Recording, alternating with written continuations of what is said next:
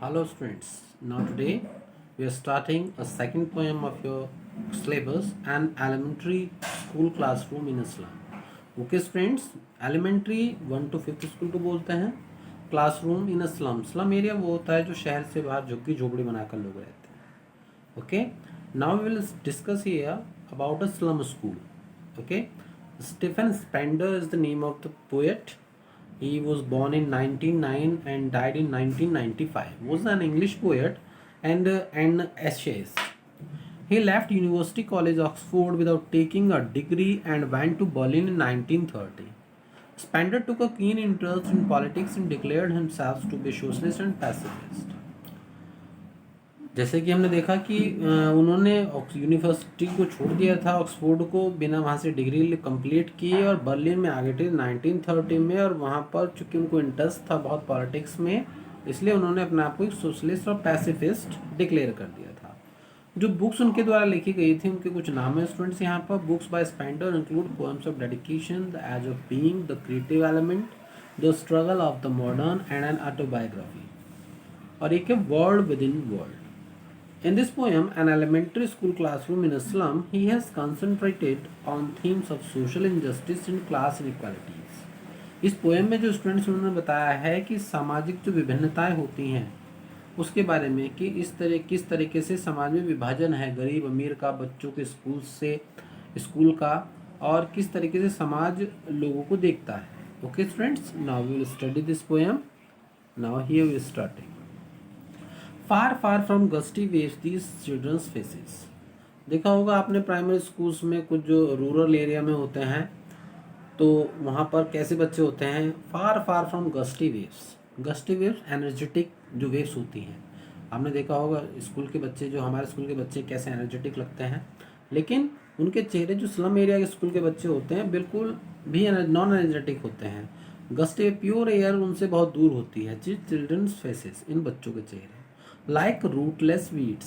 Weeds पता है जो खेत में आप कुछ लगाते हैं, किसान जो बच्चे हैं वो जानते हैं, उसमें कुछ घास वगैरह आ जाती है जो हमने नहीं उगाई थी, उसको वीड्स बोला जाता है. Like rootless weeds. Here poet has compared their faces with rootless weeds. कि जो जड़ जिसकी उखाड़ देते हैं वो घास थोड़ी देर बाद में बहुत सूखी हो जाती है. उनके चेहरे भी ऐसे ही सूख चुके हैं. The hair torn round their pallor, the tall girl with her weighed down head. The hair torn, बाल पड़े हुए हैं उनके their pallor, उनके पीले चेहरों पर. उनका जो फेस है वो भी पीला हो चुका है, उनके चेहरों पर उनके बाल पड़े हुए हैं. The tall girl with her weighed down head. एक कुछ स्टूडेंट्स का वहाँ पर डिस्क्रिप्शन है इसमें. एक पहला स्टूडेंट है, एक लंबी सी लड़की है जो सिर नीचे करके बैठी हुई है. Second student is the paper seeming boy with rat's eyes. एक पेपर सीमिंग बॉय, बहुत दुबला पतला लड़का जिसकी जो आंखें हैं वो चूहे जैसी हैं.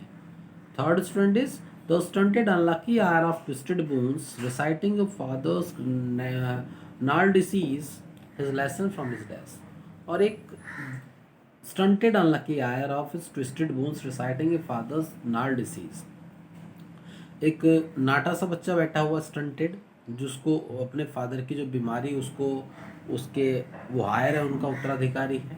जैसे मतलब फादर को जो डिसीज़ थी वो जो नाटे से थे और कमर उनकी उभड़ी हुई थी, ट्विस्टेड बोन्स थी, ईठी हुई सी हड्डियाँ, वही उस बच्चे में है. वो भी पीछे बैठा हुआ डेस्क पर अपना पाठ पढ़ रहा है. At back of the dim class one unnoted sweet and young. और पीछे क्लास में बैठे हुए थे बच्चे, उसमें एक छोटा सा प्यारा सा बच्चा है. His eyes live in a dream. उसकी आंखें कुछ सपना देख रही हैं. He was not listening to the teacher. He was just dreaming of squirrel's game. He was looking outside of, and there was a tree. On it there was a squirrel. He was just thinking about that squirrel's game. The tree room other than this. उसके अलावा वो और कुछ नहीं कर रहा है. Okay friends, now we move to second passage. On sour cream was. Here you will see the description of the class. On सोर क्रीम वॉल्स. भद्दी सी दीवारें हैं क्रीमी कलर की. डोनेशंस, जहाँ दान में दिए गए हैं कुछ चीज़ें स्कूल में. क्या क्या है वहाँ पर लगा हुआ है. Shakespeare's head, cloudless at dawn, civilize dome riding on the city. एक शेक्सपियर का फोटो लगा हुआ है वहाँ पर स्टूडेंट्स. क्लाउडलेस इट डॉन, जैसे सूर्योदय का समय होता है, एक सीनरी जैसी होती है, सूरज निकल रहा है. Civilize dome riding all the cities, एक सीनरी है जैसे न्यूयॉर्क शहर की हो गई, बाहर बड़े शहरों की हो गई. कुछ ऐसा लगा हुआ है जहाँ बड़ी बड़ी मीनारें हैं, civilize domes riding all the cities. Belled flowery Tyrolese valley का चित्र है जहाँ पर फूल घंटियों की तरह लटक रहे हैं। Open handed map awarding the world इस वर्ल्ड, एक मैप भी लगा हुआ है वर्ल्ड का जो ये बता रहा है कि वास्तव में वर्ल्ड ये है। And yet for these children these Windows not this map the world, लेकिन उन बच्चों के लिए वो वर्ल्ड का जो मैप है वो नहीं है। उनके लिए तो जो मैप है जो वहाँ जहाँ वो रहते हैं स्लम एरिया में, बस वही उनके लिए मैप है, वही उनके लिए जो विंडो है वही उसका मैप है। Where all their futures painted with the fog, जिसमें उनका जो भविष्य है वो धुंध से उनका पेंट किया गया है। Okay students, now two lines more from this passage you will study here. A narrow street sealed in with a lead sky, एक पतली सी गली है वहाँ पर जो कि धुंधले से आसमान के नीचे बंद हो रही है। Far from reverse caps and stars words, जो नदियों से और कुछ सुंदर भूमि से कैप्स जो होती हैं, जो नदियों का कुछ ऐसा मिट्टी का उठा हुआ हिस्सा जो पानी आ जाता है वहाँ पर लेकिन कभी कभी नहीं आता, उसको कैप्स बोला जाता है।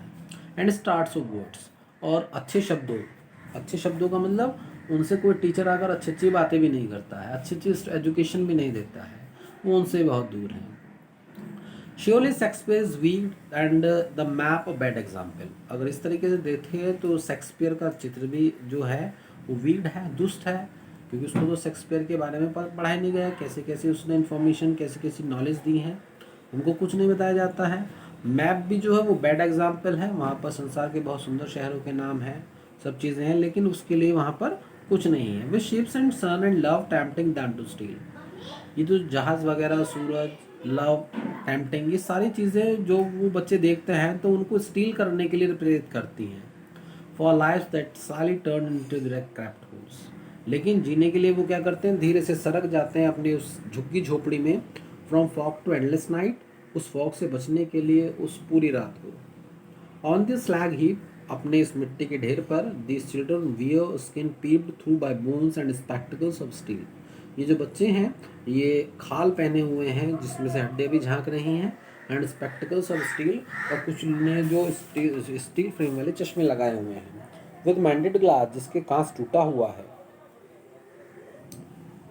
Okay students, now again we will see like bottle bits of stones, जैसे कि पत्थर के छोटे छोटे टुकड़े से हों, and all of their time and space are foggy slum, उनका सारा समय सारा स्थान वो सब फॉगी स्लम ही है। So blot their maps with slum as big as doom, यहाँ पर पोएट कहता है इसलिए इस मैप में जहाँ भी स्लम एरिया है उसको एक विनाशकारी शक्ति के रूप में नष्ट कर दो।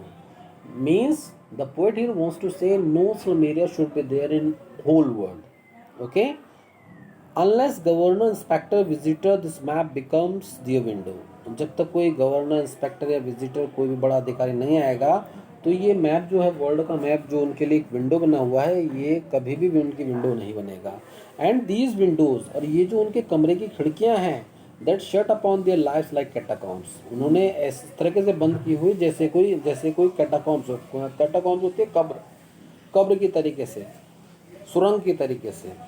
तो here poet advises break open till they break the town, तोड़ दो इनको जब तक कि पूरा टाउन ना टूट जाए। And show the children green fields and make their world run azure on the gold shells, और बच्चों को हरे मैदानों में पूरे संसार में भागने दो सुनहरे रेत पर, ताकि वो खुद निकले, खुद पढ़ें, खुद समझे, अच्छा बुरा जाने। And let their tongues run naked into books, और उनकी जीवा को भी चलने दो, उनको पढ़ने दो बुक्स में। At the wide and the green less open, उनके लिए सभी हरे सफ़ेद लेस पत्ते खोल दो। इट मीन्स उनके लिए सारी अपॉर्चुनिटी जो भी गवर्नमेंट प्रोवाइड करा सकती है उनको पढ़ने के लिए दो। History the years whose language is the sun, इतिहास उसी का होता है जिसकी भाषा सूर्य होती है। It means who works like sun, who has good nature, good brightness like the sun. Okay students, now just you will have to make a reading and write the summary of the complete poem in your notebook. In our next class I shall provide you the questions of this poem. Okay, thanks.